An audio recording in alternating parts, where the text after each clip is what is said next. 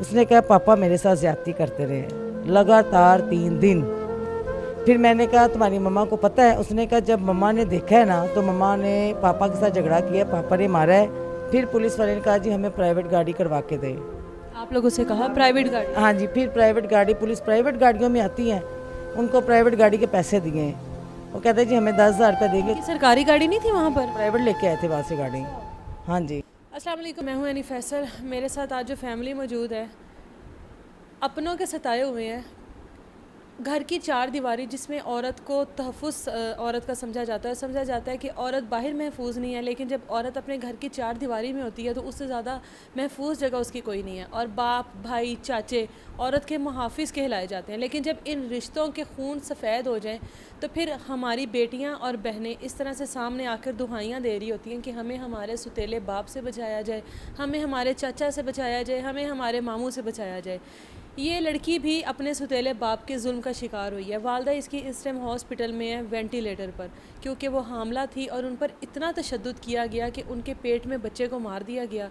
इस टाइम वो ज़िंदगी और मौत की जंग लड़ रही हैं। और ये सब जानते हुए कि मेरी बेटी के साथ क्या हुआ है, जब इस बात का यकीन हो गया इसके सुतीले बाप को कि इसकी माँ को सब कुछ पता लग चुका है, तो फिर अपनी बीवी को करंट लगाता रहा। इससे ज़्यादा जुल्म एक शोहर अपनी बीवी पर और क्या कर सकता है, और इससे ज़्यादा जुल्म एक बाप चाहे सुतीला है या सगा है वो अपनी बेटी के साथ क्या कर सकता है। बाकी का क्या मामला है हम मारिया से भी पूछेंगे। मारिया की खाला हमारे साथ मौजूद हैं, उनसे भी बात करते हैं। अस्सलाम वालेकुम। जी वालेकुम सलाम। मारिया की जो वालदा है, कब शादी हुई थी इस आदमी के साथ? जी मारिया की वालदा की शादी हुई थी 2 साल पहले। मारिया पहले शोहर में से है? हाँ जी, पहले में थी तो वो उसका पापा ना डेथ हो गई। मारिया जब बहुत छोटी थी ना तो वापस आ गई थी। ठीक है, वालिद की इसकी डेथ हो गई। हाँ जी, वालिद अब के ये इस शादी को 2 साल हो 2 चुके साल हुए। हाँ जी। हैं। तो 2 साल में आपका मिलना जुलना है इनके साथ? जी मिलना जुलना था, आना जाना भी मेरे घर में था। 19 रमज़ान को मारिया तो पहले मेरे पास रहती रही है, 1 साल मेरे पास रही है। 2 साल शादी को हुए और 1 साल आपके पास है। मारिया मैंने अपने पास रखी थी। मैंने कहा ज़ाहिर है सुतीले बाप मुझे होते हैं, लेकिन मारिया की मम्मा 19 रमज़ान को आई है मेरे पास कि मैं प्रेगनेंट हूँ तो इसको मैंने लेके जाना है। मैंने कहा ठीक है आप ले जाओ। तो उसके बाद मेरी 23 रमज़ान को बात हुई है, उसके बाद मेरी इनसे बात नहीं हुआ। फ़ोन ऑफ रहा है, ईद पे भी हमारी बात नहीं हुई। हमें फ़ोन आया है हफ्ते को कि जी राबिया की तबीयत बहुत सीरियस हालत है तो आप हॉस्पिटल आ जाए। मारिया की नानी ने फ़ोन किया हमें, उधर गए हैं तो राबिया वेंटिलेटर पे थी, सीरियस हालत थी। हाँ जी। तो डायरेक्ट इतनी बुरी हालत में आई है कि वेंटिलेटर? हाँ जी, उसने बताया। फिर मारिया को मैं अपने घर ले आई क्योंकि मारिया की भी तबीयत ख़राब थी। मैंने कहा मारिया को क्या हुआ है? उन्होंने कहा जी, उस बंदे ने कहा जी इसको उल्टी मोशन आते रहे हैं। इसको मैं घर लेके आ गई हूँ, मारिया को डॉक्टर पे लगाया, दिखाया, चेक करवाया है। लेकिन दूसरे दिन बाद ना मारिया ना बड़ी ना सहमी बच्चा था। हमने कहा मारिया क्या बात है, क्या हुआ है, कोई मसला है? कहती नहीं। फिर इसने बाद में कहा बताया कि मैंने कुछ बताना है, किसी को आप बताएंगी तो नहीं? मैंने कहा नहीं बताओ, मुझे बताओ। उसने कहा पापा मेरे साथ ज़्यादती करते रहे लगातार 3 दिन। फिर मैंने कहा तुम्हारी मम्मा को पता है? उसने कहा जब मम्मा ने देखा है ना तो मम्मा ने पापा के साथ झगड़ा किया, पापा ने मारा है। राबिया के बाजुओं पे भी नाखून, उसके मुंह पे भी लगे हुए हैं। आप बेशक जाके निशान है, तशद्दुद के निशान है। जिस्म पे भी लगे हुए हैं, टांगों पे भी, जैसे उसको पकड़ के किसी चीज़ से घिसा हुआ है। मारिया कहती है मम्मा और पापा की लड़ाई, ये दोनों को मारा है।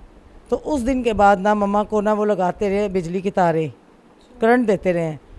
वो बंदा दरिंदा जब तक करंट देता रहा, जब बच्चा पेट में जब तक मरा नहीं है ना, उसने करंट लगाता रहा कि बिल्कुल राबिया डेड हो गई है जब वो उसको हॉस्पिटल लेके। और उनके साथ इस पूरे काम में कौन मिला? 3 लोग थे। मारिया से हमने पूछा, मारिया ने कहा है कि 3 लोग थे, जो 2 लोग न साइडों से पकड़ के नीचे वाले पोर्शन में लेके जाते रहे हैं, और जो पापा था वो मामा को लगाता था करंट। तो मैंने कहा पापा अब ना करो।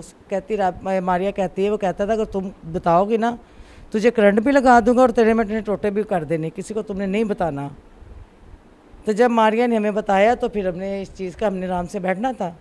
उस टाइम से लेकर अब तक इनकी वालदा को होश नहीं आया? अभी तक नहीं है, कोई कुछ नहीं बता? डॉक्टर कह रहे हैं कि बस दुआ करें, बस दुआ उनका करें। बच्चा भी ख़त्म? हाँ जी, उनके पेट में मर गया, क्योंकि बच्चा तो जब वो आई इधर, बच्चा तो 4 दिन पहले पेट में मरा हुआ था।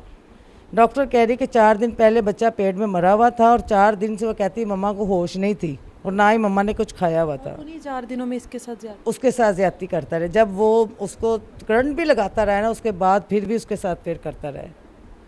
मारिया मुझे बताओ कि आप आपके साथ उन्होंने जब ज़्यादती वगैरह शुरू किया, आपने शोर नहीं मचाया? ये नहीं कहा कि मैं आपकी बेटी हूँ, मत करो ऐसे? ये चक्कर आ रहे थे तो मैंने शोर नहीं आपको मचाया। कोई दवाई देते थे? हाँ जी, कौन सी दवाई देते थे? छोटी सी बोतल थी वाइट कलर की। आपने पूछा नहीं कभी किस चीज़ की दवाई दे रहे हैं? नहीं। पास खड़े होकर आपको वो खिलाते थे? हाँ जी, और उसके बाद ज़्यादती करते थे? कितने दिन आपके साथ ज़्यादती करते रहे? 3 दिन लगातार। आप कुछ देर पहले हमें बता रही थी कि वो आपको फिर बाद में नहलाते थे। हाँ जी। आपकी वालदा के साथ जो कुछ होता रहे वो आप देखती रही हो खुद से? हाँ जी, तो वो जो 2 आदमी और हैं वो कौन है? वो इनके साथ काम करते हैं। अच्छा, और वो घर में भी आते हैं? हाँ जी। उन्होंने तो आपको कुछ नहीं कहा? नहीं। और आपकी वालदा के साथ वो सब करते थे? हाँ जी। पुलिस इस सारे मामले में क्या कर रही है इसके बयान के बाद, और जो इनकी वालदा की हालत है उसके बाद पुलिस का क्या है? पुलिस का ये है कि उस बंदे को तो हमने पकड़ा दिया है, लेकिन पुलिस का वो एक्शन नहीं है कि जो हम चाहते हैं। जो इतने बड़े एक हादसे के बाद होना चाहिए, चाहिए। 3-3 हादसे हैं, 3-3 हादसे हैं, तो पुलिस वो एक्शन नहीं, हमने अभी तक वो देखा है कि लेके गए हैं तो वो आराम से वापस से हम घर वापस आके हमने कहा एक दफ़ा हम देख लें, तो आराम से बैठा हुआ है, बातें कर रहे हैं, जैसे मारना चाहिए, जैसे सज़ा देनी चाहिए वैसे नहीं हुआ है। और आपके साथ पुलिस का क्या अच्छा, है? मुझे आप ये बताएं कि अगर एक बंदा किसी बच्ची के साथ ज्यादती होती है, कोई मौत में मुंह में होता है, तो पुलिस फिर भी पैसे मांगती है। को तो मांगने नहीं चाहिए पैसे। हम वहाँ पे गए हैं तो मारिया नहीं साथ थी, उन्होंने कहा जी बच्ची को भी लेके आना है। फिर पुलिस वाले ने कहा जी हमें प्राइवेट गाड़ी करवा के दें। आप लोगों से कहा प्राइवेट गाड़ी? हाँ जी, फिर प्राइवेट गाड़ी, पुलिस प्राइवेट गाड़ियों में आती हैं, उनको प्राइवेट गाड़ी के पैसे दिए हैं। वो कहते हैं जी हमें 10,000 रुपये देंगे। उनकी सरकारी गाड़ी नहीं थी वहाँ पर? प्राइवेट लेके आए थे वहाँ से गाड़ी। हाँ जी, फिर उन्होंने यहाँ से वो जो मुलजिम था उसको बिठा के साथ दे के गए हैं।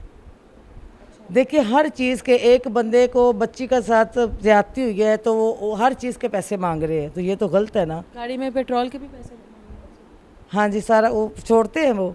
तो इस वजह से कह रहे हैं कि अगर किसी के साथ ज्यादती के खुदा का खौफ खाए तो फिर इसका मतलब कि हमें इससे बेहतर हम उस पुलिस को ना बंदे को दे तो फिर अपने पास रख के मार लें। फिर पुलिस ने तो उसका कुछ नहीं कहना।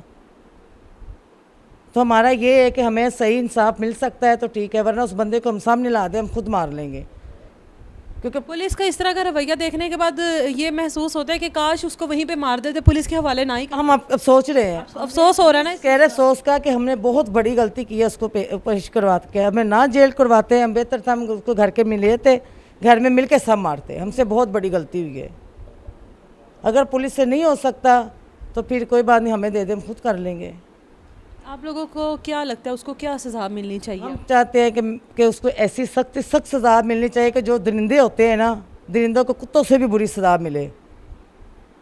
और मैं शायद तमीज़ होती है, इस तरह के इंसानों को तो तमीज़ नहीं। लेकिन ऐसे कुत्तों को सज़ा अगर दी शुरू से दे देते ना तो कोई दोबारा किसी की बेटी को ऐसे ना करते। अगर उनको नहीं सज़ा मिली तो हर बंदा ये कर रहा है। और आपके साथ 3 देखे जुल्म उसने किए हैं, बच्चा भी पेट में मर गया, माँ मौत के मुंह में है, तो बच्ची के साथ ज़्यादती अगर फिर भी नहीं हमें इंसाफ मिलेगा ना तो फिर बहुत बड़ी ज़्यादती है। सिर्फ ये वजह है कि जिसकी वजह से जो हमारा मिडिल क्लास तबका है वो पुलिस अदालतें कचहरियों में जाने से खौफ ज़दा है, क्योंकि यहाँ पर सिर्फ पैसा चलता है और कुछ नहीं चलता। ये कौन सा सरकारी निज़ाम है जहाँ पर पुलिस ने इंसाफ दिलाना है, जहाँ पर पुलिस ने तफ्तीश करनी है और वो गाड़ी के फ्यूल के पैसे उनसे मांग रहा है जिनके साथ जुल्म हुआ है। एक उनके साथ जुल्म हुआ है, एक वो उस कर्ब से गुजर रहे हैं कि उनकी जो बहन है वो हॉस्पिटल में है, ज़िंदगी और मौत की कश्मकश में, बेटी के साथ ज़्यादती हुई है, बच्चा मर गया, और उसके बाद भी पुलिस को पैसे चाहिए कि हमारी गाड़ी में फ्यूल नहीं है, तफ्तीश के लिए हम लोगों को फ्यूल चाहिए और फिर हम आपके घर पर आएंगे। तो ये बेहतर होता है कि लोग अपना अपना इंसाफ अपने अपने घरों में ही बैठ के कर लिया करें। जिसको मारने को दिल करता है उसको मार दें, जिसको छोड़ने का दिल करता है छोड़ दें, क्योंकि पुलिस ने पैसे लेने के बाद भी अपनी मर्ज़ी से ही सब कुछ करना है। अदालतों में जाएंगे तो वकीलों ने पैसे मांगने हैं, हर चीज़ यहाँ पर पैसे से ख़रीदी जा सकती है, बेची जा सकती है।